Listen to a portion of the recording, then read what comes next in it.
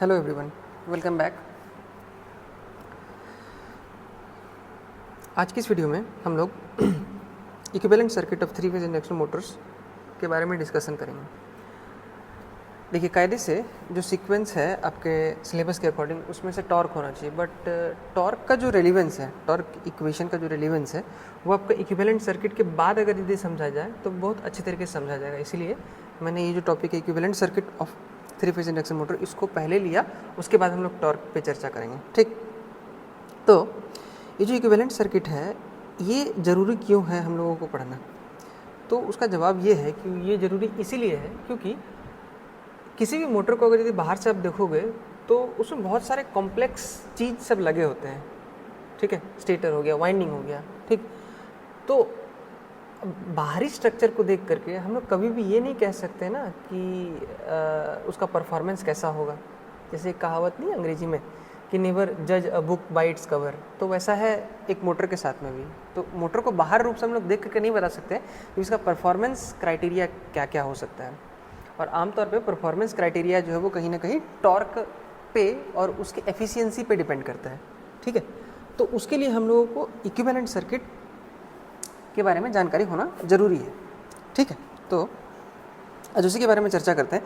तो हम लोग क्या करेंगे, डेवलप करेंगे equivalent circuit model induction motor का, और उसमें हम लोग स्टेटर को अलग और रोटर को अलग सर्किट मॉडल बनाएंगे। फिर उसके बाद उस दोनों के को एक साथ बना करके देखेंगे कि ये किसकी तरह दिखता है। ठीक है, एक धारणा पहले से चली आ रही है क्या, कि जो थ्री फेज इंडक्शन मोटर होता है, three phase induction motor equivalent circuit is similar to a transformer with secondary winding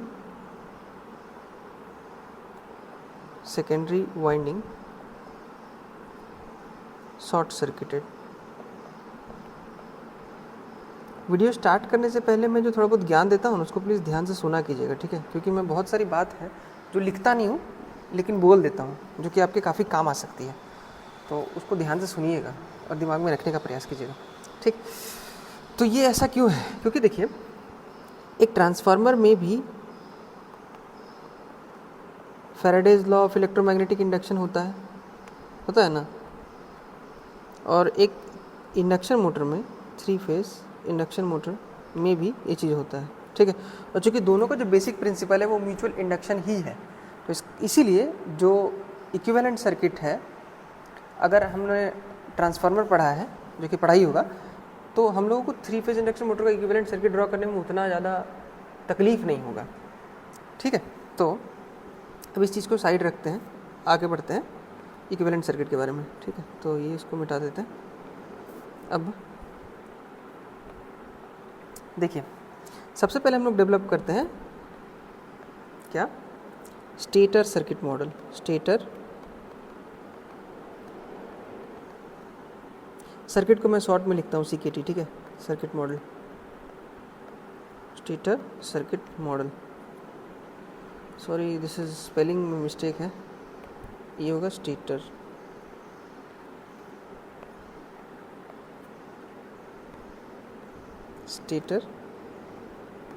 circuit model. ठीक, तो देखिए, स्टेटर सर्किट मॉडल में जाने से पहले हम लोगों को कुछ चीज़ एज्यूम करना पड़ेगा। जैसे कि हम लोगों ने किसी भी इंडक्शन मोटर में सप्लाई वोल्टेज दिया ना, सपोज उसको मान लेते हैं। अच्छा, जो भी स्टेटर मॉडल को हम लोग डेजिग्नेशन देंगे ना, वो 1 के रेस्पेक्ट में होगा। जैसे कि स्टेटर का करंट I1 हो जाएगा, स्टेटर का वोल्टेज V1 हो जाएगा, स्टेटर का इंड्यूस्ड EMF E1 हो जाएगा। ठीक है, और रोटर के लिए 2 होगा सफिक्स। ठीक है, तो इस चीज़ को ध्यान देंगे। हाँ, तो सप्लाई वोल्टेज हम लोगों ने दिया।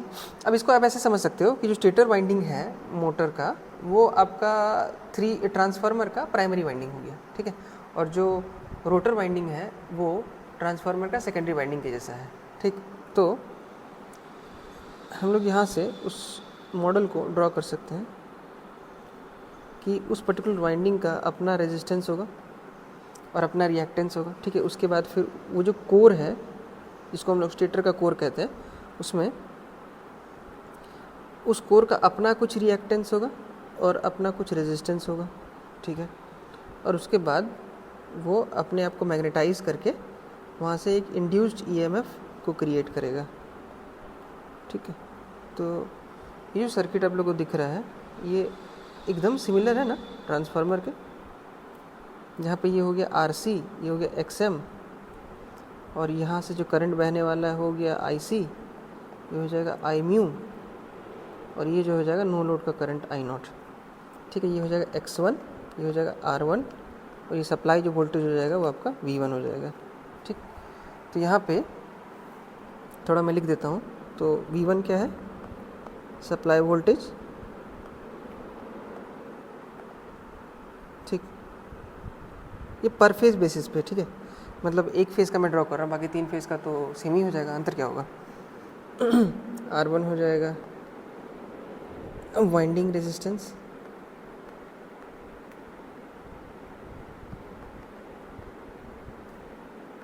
X1 हो जाएगा वाइंडिंग रिएक्टेंस, ठीक। XM magnetising reactance, magnetising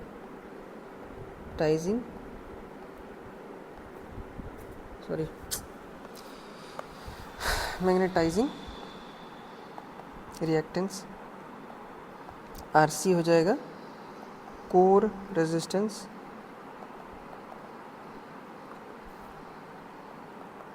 IC हो जाएगा core loss component of current, ठीक। आई म्यू हो जाए, सॉरी,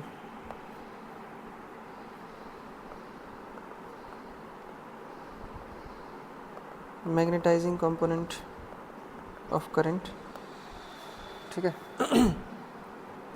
उसके बाद फिर जो आई नॉट हो जाएगा वो हो जाएगा no load current, no load current, ठीक। E1 इज स्टेटर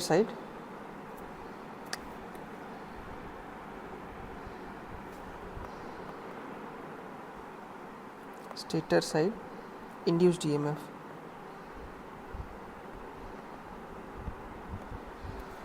ठीक है। इतना सारा चीज़ है। तो ये जो सर्किट है ये देख के तो लग रहा होगा कि प्राइमरी है ट्रांसफार्मर का, है ना। तो ऐसा ही आपका स्टेटर का मॉडल हो गया, ठीक। जहाँ पे जो आई म्यू होगा, आई नॉट जो हो जाएगा वो हो जाएगा आई, एक मिनट, लिखते लिखते कभी कभी गड़बड़ हो जाती है, आई म्यू प्लस आई सी, फेजर सम हो जाएगा। मतलब इस पॉइंट पे हम लोग KCL लगा सकते हैं, रेड कलर का जो टिप दिख रहा है पॉइंट, ठीक। तो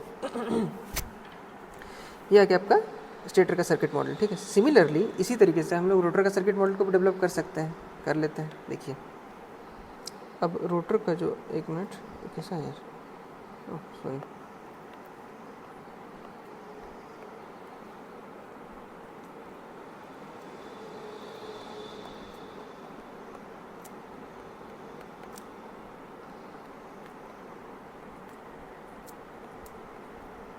रोटर का सर्किट मॉडल, ठीक है।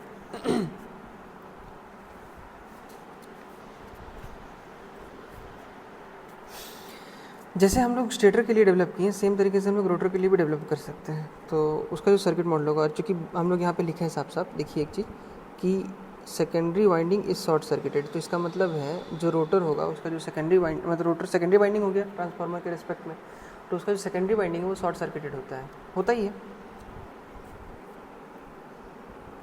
तो ये हो गया आपका वाइंडिंग का रिएक्टेंस, ये resistance,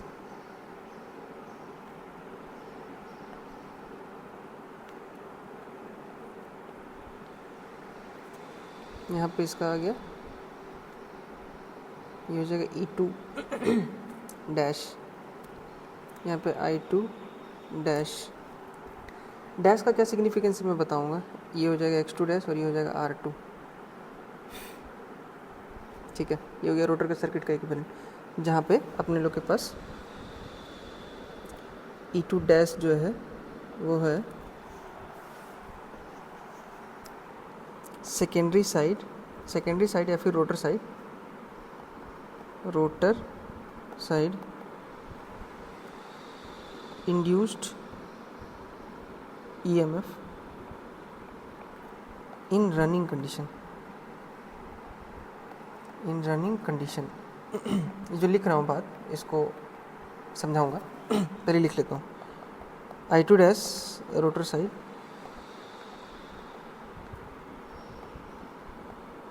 current in running condition,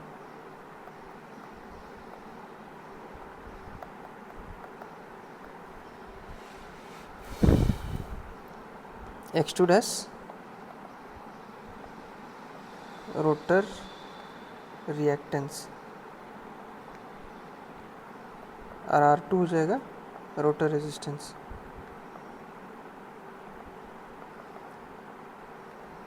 ठीक है, ये हो गया। हम अब समझाता हूँ E2 डैश और I2 डैश का और X2 डैश का क्या सिग्निफिकेंस है। देखिए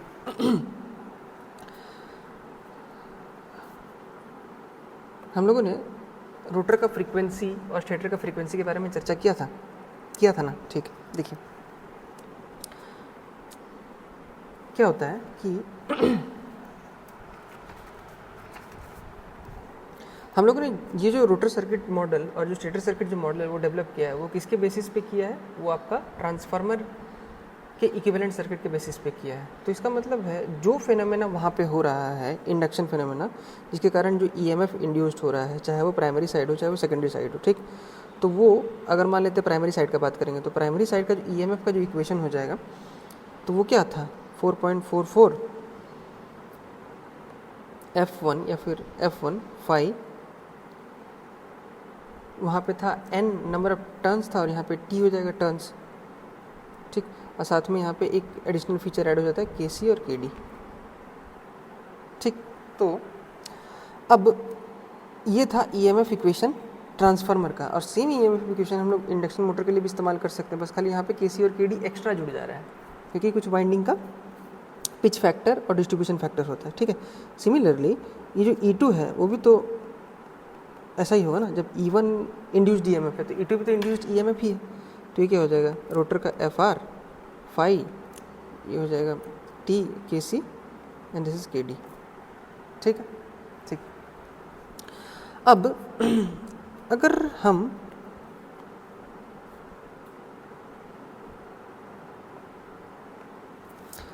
हम इसको और इसको और इसमें भी इसको और इसको छोड़ दें तो हम लोग कह सकते हैं क्या कि जो E1 है वो डायरेक्टली प्रोपोर्शनल है फ्रीक्वेंसी के, और E2 जो है डायरेक्टली प्रोपोर्शनल है रोटर फ्रीक्वेंसी के, एक सप्लाई फ्रीक्वेंसी के और एक रोटर फ्रीक्वेंसी के, है ना।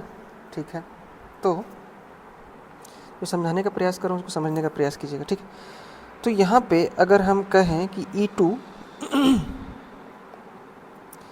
तो FR को हम लोग ओपन कर सकते हैं, ऐसे लिख सकते हैं SF1 लिख सकते हैं ना, SF1।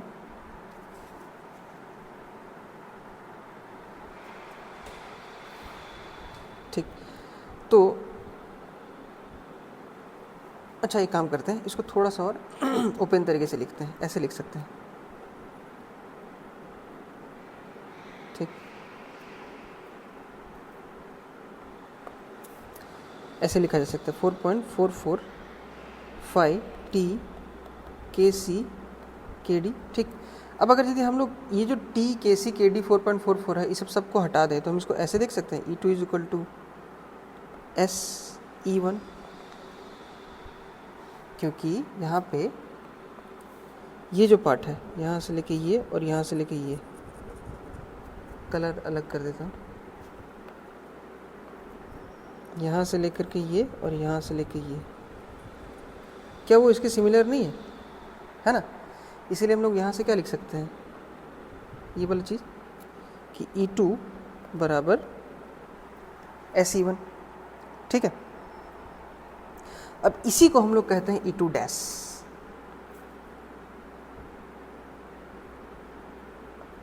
इसी को हम लोग क्या कहते हैं? E2 dash.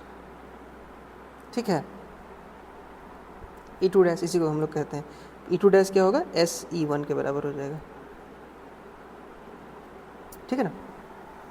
और अगर अगर अगर s का वैल्यू 1 हो, if s is equal to 1 at nr is equal to 0, ठीक, तो इसका मतलब साफ है जो E2 हो जाएगा वो E1 के बराबर होगा ना। E2 E1 के बराबर है क्योंकि s का वैल्यू 1 हो गया, ठीक। तो इसका मतलब उस टाइम पे जो E2 होगा वो आपका हो जाएगा सिंपल E2। तो इस चीज़ को हम लोग ऐसे भी लिख सकते हैं, वो क्या लिख सकते हैं कि E2 dash is equal to s E2। अब बोलेंगे सर ये कहाँ से आया, यहीं से तो आया, देखो ना यहाँ से ये चीज़ हम लोग लिख सकते हैं ना, साफ साफ E1 था, E1 को हम लोग रिप्लेस करके E2 लिख सकते हैं, वो भी कब, जब ये रहेगा इस कंडीशन पे, ठीक है, ठीक।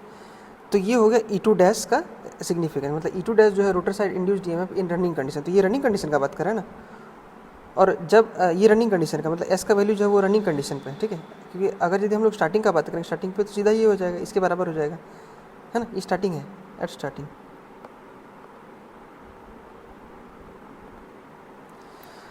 कहने का तात्पर्य ये है सीधा सीधा कि जो E2 डैश जिसको हम लोग रनिंग कंडीशन का EMF बोलते हैं, ठीक है, या फिर E2 जो कि हम लोग का रोटर साइड का सेकेंडरी साइड का EMF है, उसका वैल्यू समय के साथ बदलता है, मतलब कि स्टार्टिंग से लेकर के रनिंग तक उसका वैल्यू फिक्स नहीं रहता है। क्यों? क्योंकि वो रोटर के फ्रीक्वेंसी पे डिपेंड करता है, और चूँकि रोटर का फ्रीक्वेंसी खुद स्लिप पे डिपेंड करता है, तो स्लिप का वैल्यू क्या स्टार्टिंग से लेकर के रनिंग तक सेम रहता है? नहीं रहता है।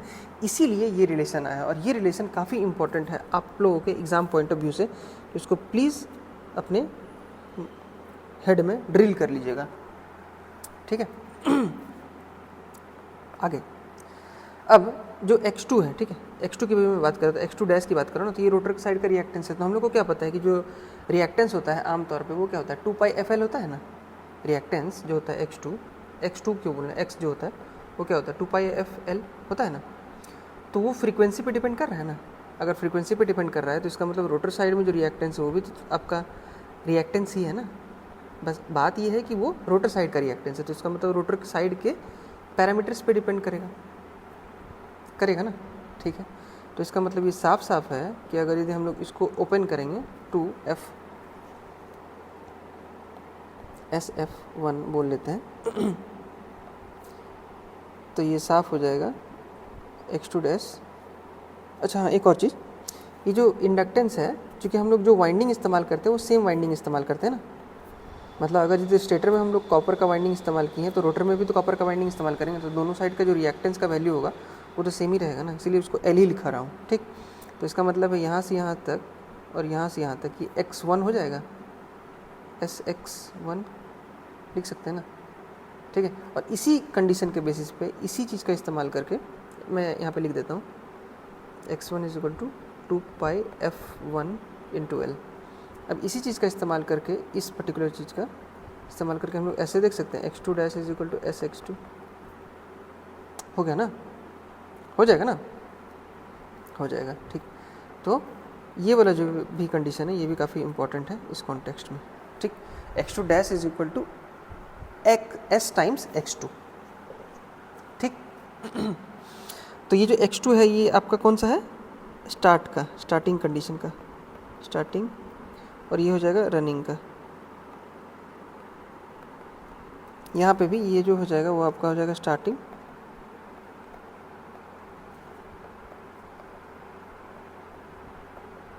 रनिंग का, ठीक, ठीक है। अब रोटर साइड का जो करंट है उसको हम लोग डेवलप करने के लिए हम लोग क्या कर सकते हैं, यहाँ पे ऐसे देख सकते हैं, यहाँ से इस सर्किट से ऐसे हम लोग लिख सकते हैं I2 dash is equal to, किस पे डिपेंड करेगा, EMF पे, E2 डैश पे और Z2 पे, या फिर इसको हम लोग ऐसे देख सकते हैं X2 डैश, सॉरी एक मिनट, क्या हो गया, हाँ, R2 डैश का स्क्वायर प्लस SX2 या फिर X2 डैश के होल स्क्वायर पर डिपेंड करेगा ना, ठीक है ना।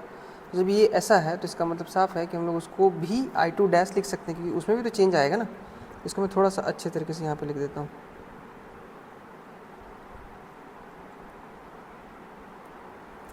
तो I2 डैश जो हो जाएगा, कलर चेंज पेन का, आई टू डैश क्या हो जाएगा, E two dash by under root of, क्योंकि z जो हो जाएगा, मैं लिख देता हूँ पर अच्छा रहेगा,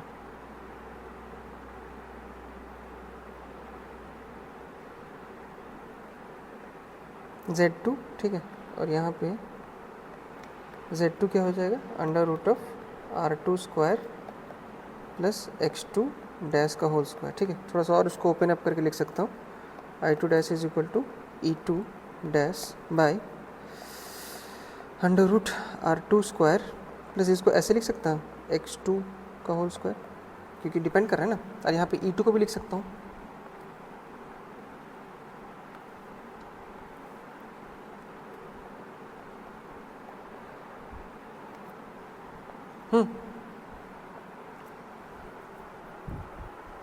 ठीक है। तो ये इजी है, ठीक है, इसको भी याद रखिएगा, ये भी इम्पोर्टेंट, ये भी इम्पोर्टेंट हो गया और ये भी इम्पोर्टेंट हो गया, ठीक। तो होपफुली मैं समझा पाया हूँगा आप लोगों को कि जो स्टेटर का सर्किट मॉडल है वो ये है, ठीक, और जो रोटर सर्किट मॉडल है वो है, और चूँकि हम लोग का काम रोटर सर्किट से ही है, ठीक है, तो हम लोग आमतौर पर रोटर सर्किट पे ही फोकस करेंगे, ठीक है। इसमें एक और चीज़ थोड़ा सा देखा जा सकता है, अच्छा ये तो मैग्नीट्यूड फॉर्म में हो गया, ठीक है, ठीक है, चलो मैग्नीट्यूड फॉर्म में ही रहने दो, कोई बात नहीं।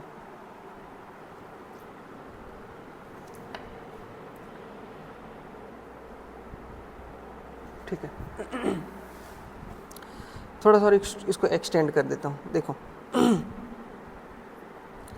अगर इसी इक्वेशन को हम लोग ऐसे देख सकते हैं कि I two dash is equal to S E two by मैंने क्या किया, इस इक्वेशन में एस स्क्वायर को कॉमन ले लिया, तो यहाँ पे एस स्क्वायर अगर यदि कॉमन आ जाएगा तो ये कुछ ऐसा हो जाएगा, आर टू बाई एस का whole square plus x two का होल स्क्वायर। मैंने पूरे इक्वेशन से एस स्क्वायर को कॉमन ले लिया, ठीक। तो अब यहाँ से देखो, ऊपर में भी एस ई टू बाई, नीचे में भी एस बाहर आ जाएगा, एस स्क्वायर है ना, अंडर रूट के बाहर आ जाएगा, तो ये ऐसे हो सकता है कि r two by S whole square plus x two, ठीक। तो ऊपर नीचे जो एस है वो कैंसिल आउट हो जाएगा, ठीक। तो हमारे पास क्या बचेगा, I two dash is equal to E two by under root of R two by S whole square plus x two whole square लिख सकते हैं ना। तो इससे हुआ क्या, इससे हुआ ये कि हमने जो पैरामीटर s पे डिपेंड कर रहा था उसको s इंडिपेंडेंट बना दिया, और जो पैरामीटर s से इंडिपेंडेंट था उसको s पे डिपेंडेंट बना दिया। तो ये चीज़ का बेनिफिट हमको कब मिलेगा और क्यों हम लोग ऐसा कर रहे हैं, इस चीज़ का बेनिफिट हम लोग को आगे आने वाले लेक्चर्स में मिलेगा, ठीक है, जब हम लोग पावर के बारे में चर्चा करेंगे, ठीक है। वहाँ पे जो पावर है उसको आइडेंटिफाई करने में हमको काफ़ी हेल्प मिलेगा, कौन सा डेवलप्ड पावर है, कौन सा कॉपर लॉस है, ठीक है। नहीं तो इस तरीके से समझ में नहीं आएगा, इसलिए हम लोग जनरली सेपरेट करते हैं, इस चीज़ को अलग करते हैं, ठीक। अब इसी के बेसिस पे यदि हम लोग उसको सर्किट मॉडल ड्रॉ करें, मतलब इस सर्किट को हम लोग अलग तरीके से देख सकते हैं, क्योंकि यहाँ पे x2 डैश है, e2 डैश है, i2 डैश है। अब यहाँ पे r2 s डिपेंडेंट हो गया ना, क्योंकि r2 डिपेंड नहीं करता है s पे, r रेजिस्टेंस है, s पे क्यों डिपेंड करेगा, नहीं करेगा। तो इसके बेसिस पे हम लोग जो सर्किट मॉडल है उसको ड्रॉ कर सकते हैं, देखिए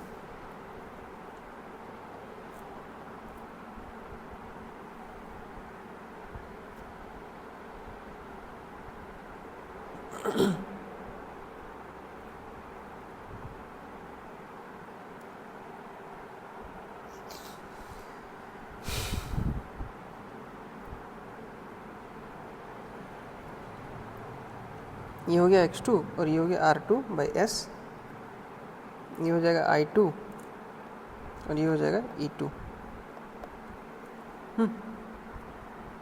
देखिए s पे डिपेंड कर गया ना, लेकिन वो s पे डिपेंड नहीं कर रहा था इससे पहले, यहाँ पे देखिए, ठीक है। एक और तरीका है, ये हो गया फिगर ए मान लो, और एक और तरीका है, इसको हम लोग क्या कर सकते हैं, ये जो r2 बाई एस जो पैरामीटर है,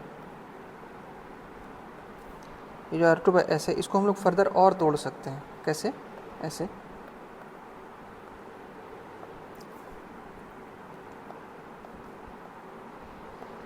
ये आया,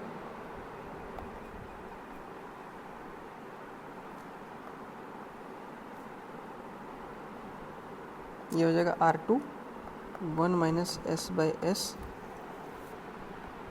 this is R2, this is X2, ये हो जाएगा E2 and this is I2,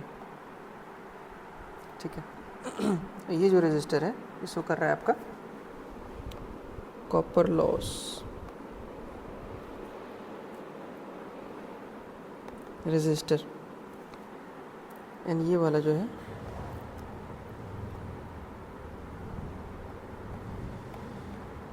mechanical load register. मतलब एक जो है वो शो कर रहा है डेवलप्ड पावर को और एक दूसरा कॉपर लॉस को, इसीलिए ज़रूरी था कि इस दोनों को डिफरेंशिएट किया जाए, ठीक है, अलग अलग किया जाए। तो ये बी फिगर हो गया, ठीक।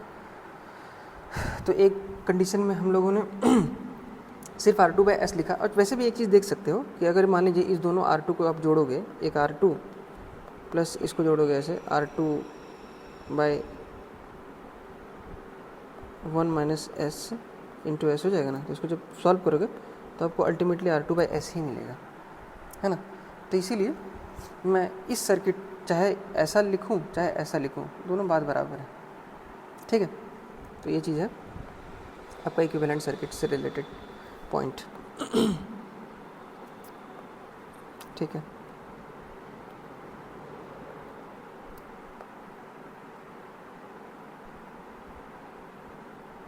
ठीक है। और चूँकि ये जो सर्किट है इसी को हम लोग बोल रहे हैं आमतौर पे कि separation of mechanical load from rotor copper losses in the circuit model, इसलिए हम लोग ऐसा किए, ठीक है।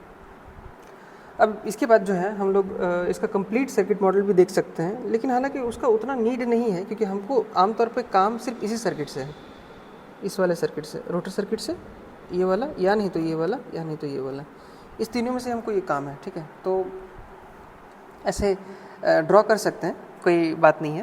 तो एक काम करता हूँ, मैं ड्रॉ करके दिखाई देता हूँ। तो ये जो है कंप्लीट इक्विवेलेंट सर्किट भी इसको ड्रॉ कर ही लेते हैं, बेहतर होगा। थोड़ा सा इसको बड़ा किया जाए, अच्छा ये हो गया।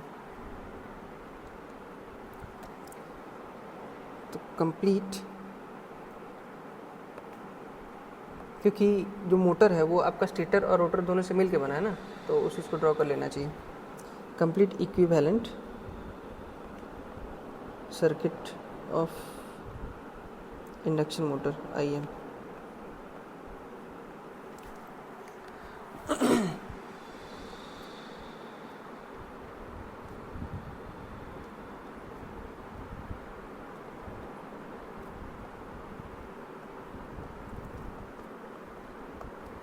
ये आ गया आपका स्टेटर साइड, अब उसके बाद आ जाएगा आपका रोटर साइड।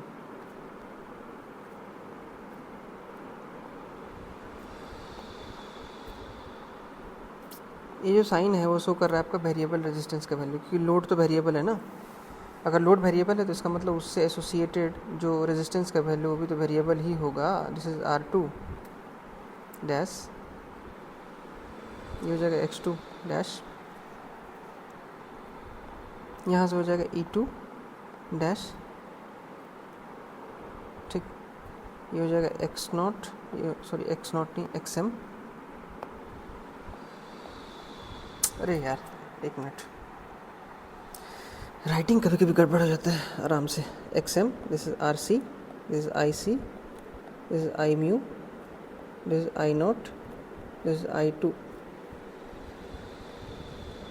I2 डैश, ये हो जाएगा X1 R1 V1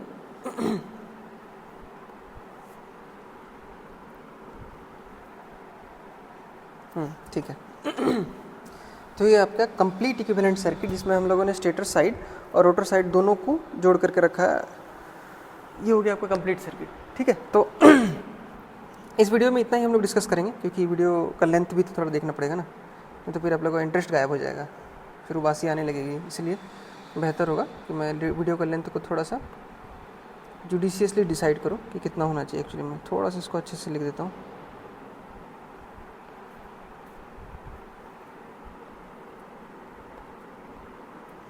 ठीक है। काफ़ी इजी वीडियो है, ठीक है। बस कुछ कुछ पॉइंट्स हैं जिस चीज़ को आपको थोड़ा सा समझने का प्रयास करना है, तो उस चीज़ को ध्यान से समझने का कोशिश कीजिएगा। और वीडियो ना समझ में आया तो मैं बार बार बोलता हूँ, इस बार भी बोलूँगा कि रिपीट करके देख लीजिएगा, ठीक है। जहाँ पे दिक्कत हो थोड़ा सोचिएगा। देखिए क्या होता है ना कि टीचर का काम सिर्फ 20% का होता है, बाकी काम स्टूडेंट का होता है 80%, ठीक। तो मैंने अपनी तरफ से अपना पार्ट निभा दिया है, और अगर यदि आप लोग अपनी तरफ से अपना पार्ट निभाओगे तो बेटर अंडरस्टैंड करोगे, ठीक है। तो थोड़ा सा दिमाग लगाओ और समझ जाओ अच्छे तरीके से, ठीक है। So this is the end of the video and thank you for watching. Please like, share and subscribe to the channel. Thank you.